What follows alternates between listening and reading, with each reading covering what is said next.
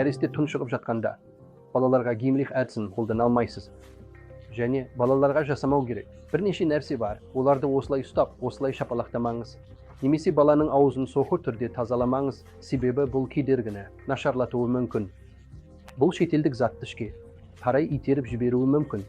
Сондықтан егер бала тұншығып жатса, бала бөгеріп аузынан дыбыс шықпай қалса, сіз не істеуіңіз керек?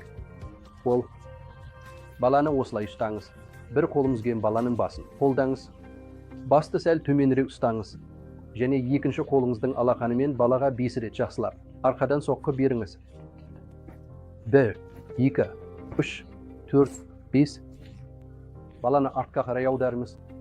Кез келген бөгде затты қараңыз. Егер ол бар болса, оны алыңыз. Көрмей жатып тазаламаңыз. 2 саусақтың көмегімен кеуде деңгейінде 5 рет кеудеге соққы жасаңыз. Әрқайсысы шамамен 1 см. 1, 2, 3, 4, 5.